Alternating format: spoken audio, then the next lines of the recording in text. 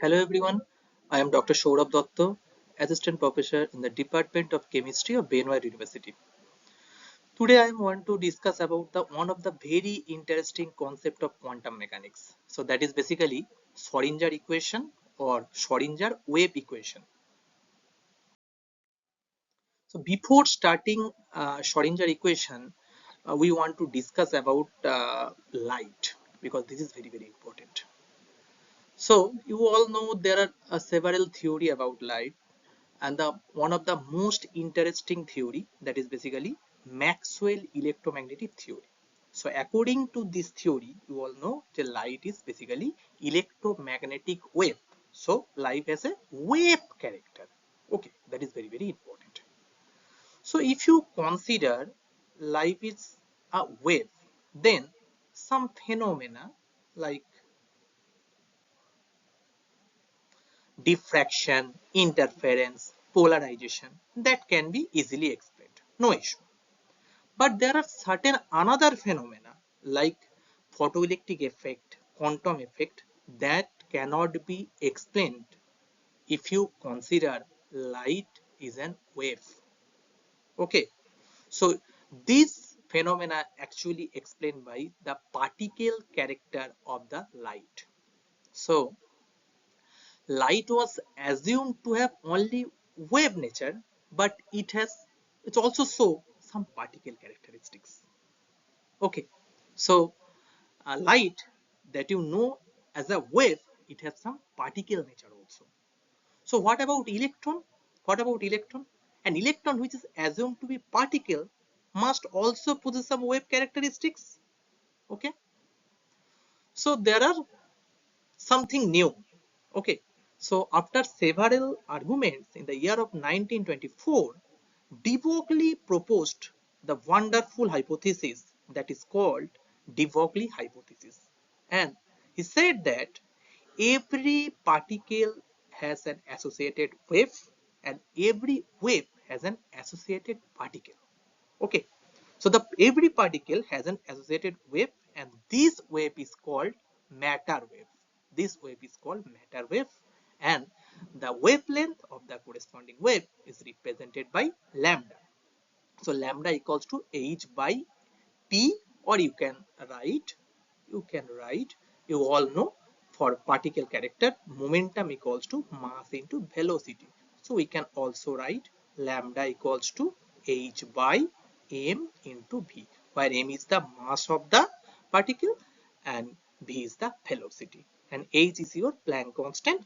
That's value is 6.626 into 10 to the power minus 34 joule second, and lambda is your corresponding wavelength. Okay, so this is about matter wave.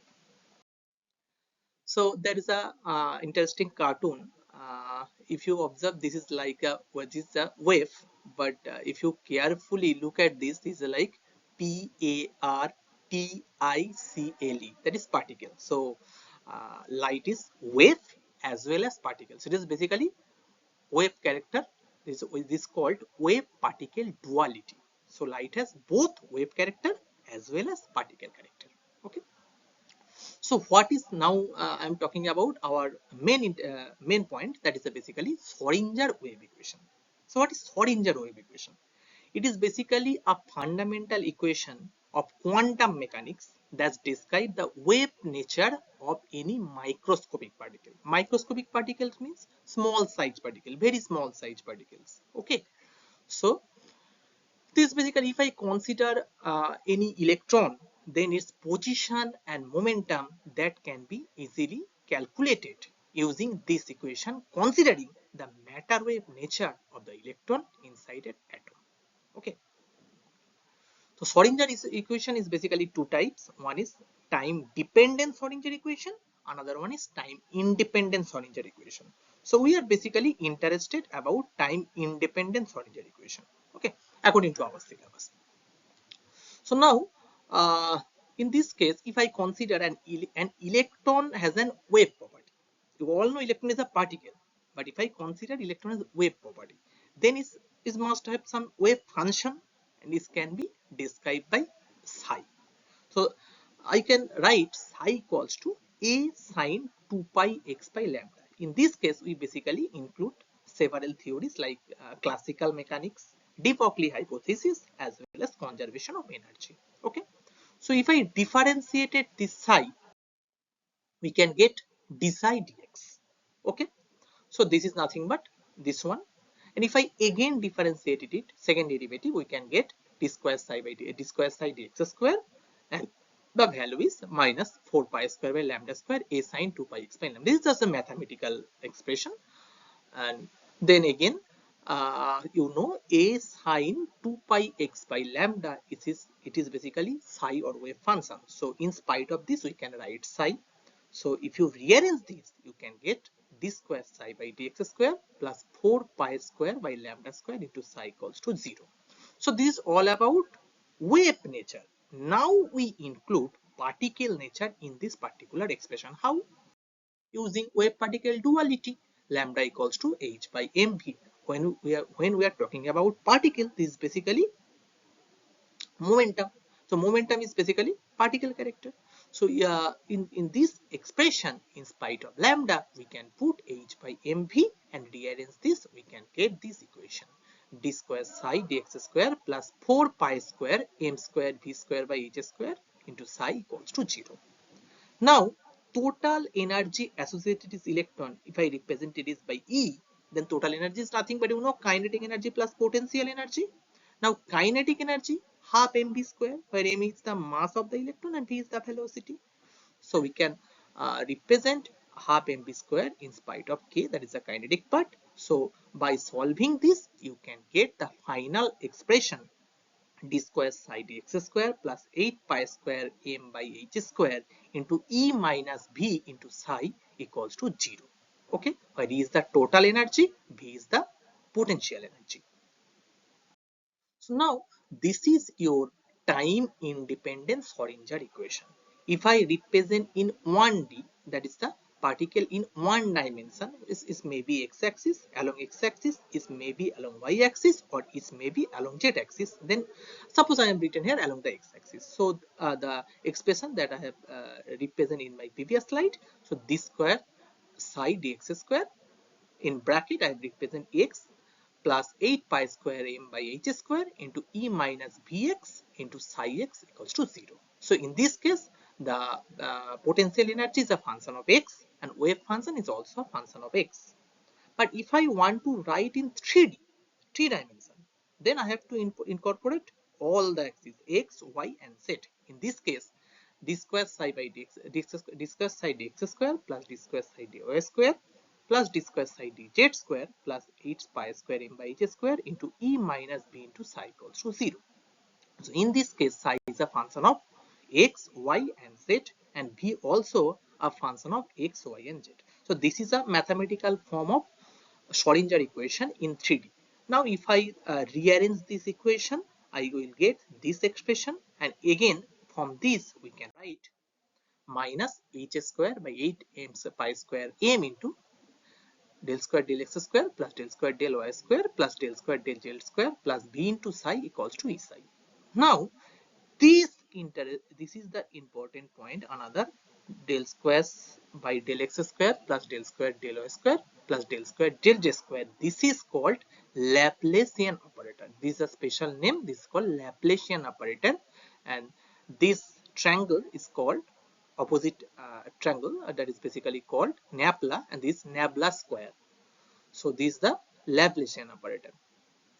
So now this equation is converted into minus h square by 8 pi square m Nabla square plus v into psi equals to E psi. So this is basically your kinetic part, right? And v is your potential part. So kinetic part plus potential part equals to total energy, and this is represented by another operator that is called the Hamiltonian operator. That is nothing but total energy operator. So we can get H psi equals to E psi. This is another form of the mathematical form of the time independent Schrödinger equation. Okay, so this is all about mathematics and derivation, how we can get this expression H psi equals to E psi. I have already told you about the name operator. So we have to discuss what is operator is actually in quantum mechanics. Okay. So operator, by definition, operator is a mathematical entity that acts on a wave function psi to obtain information about a physical observable such as position, momentum, energy, etc. In simply, I can say that suppose psi is a wave function, and if I operate A on this particular wave function, I can get the same wave function with a constant, and this constant is called eigen value. So A is an operator, psi is my wave function, and alpha is the eigenvalue. It is nothing but it get the measurable quantity. It may be position, it may be momentum, it may be energy. For example, if I take this Schrödinger equation H psi equals to E psi, in this particular case, H is my operator, and if this H operate on the wave function psi, I will get this wave function with an eigenvalue, energy eigenvalue. This is nothing but the measure of total energy. Okay, that is kinetic energy plus potential energy. So this is about a small idea about the operator. Now the question is, so to describe any quantum mechanically, to describe any wave, there must be a corresponding wave function, right? So now the question is, every wave function or every OLPF function are quantum mechanically acceptable? This is the most interesting thing. Actually, there are certain criteria, like a function is said to be acceptable in a given domain. It must be finite, single valued, continuous, and first derivative also continuous. I will discuss one by one each and everything. So first of all is the finite. Okay, if there is no point in the given interval where the suppose that for finite means for any given range of x value, there is a must be finite value of y. Okay, suppose I am taking a function psi equals to sin x and x value minus infinity to plus infinity. So if you put those values corresponding different values, we get the psi value in between -1 to +1. Okay, so if you consider any x value, you will get the y value between -1 to +1. So that is basically finite value.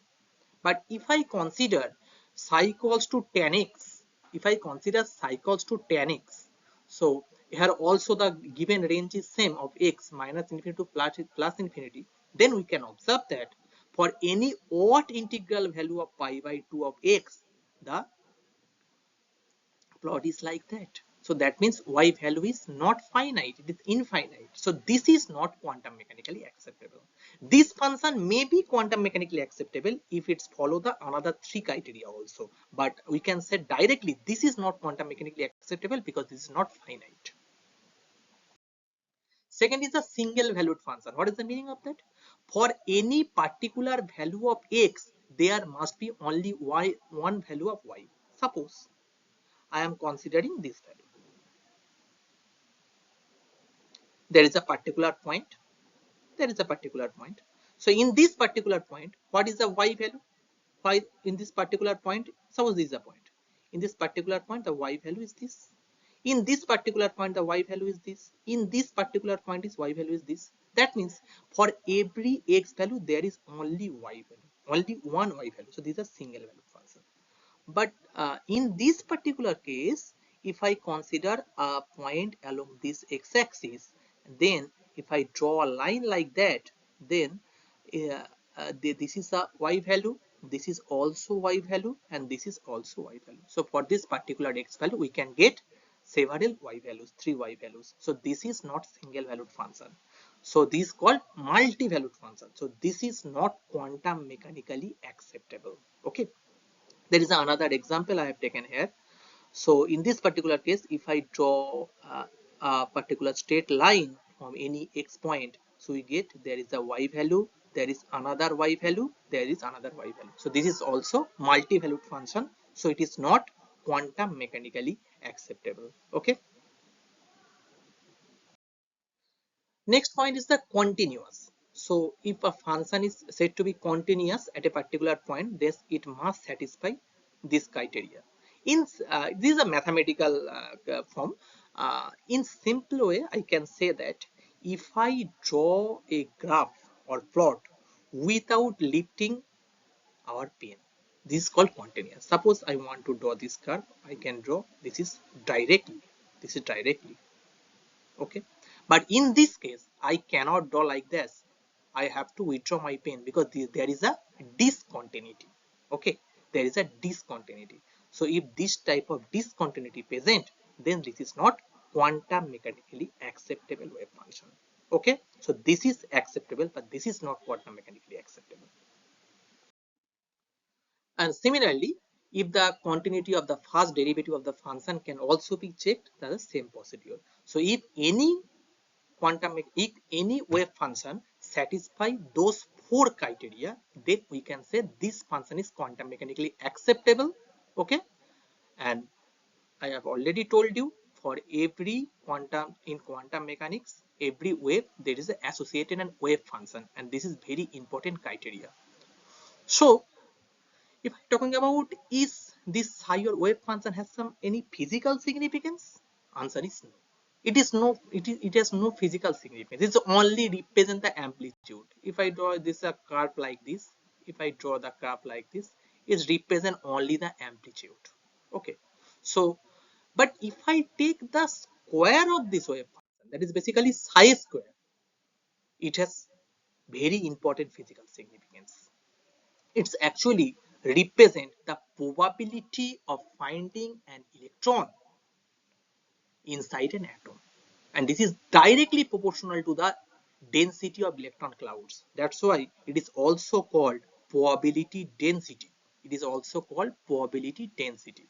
So obviously, if any certain point its chi square value is 0, so that means finding, that is the finding of electron, that is the probability of finding of electron at this particular point is 0, and this point is basically called node. Okay.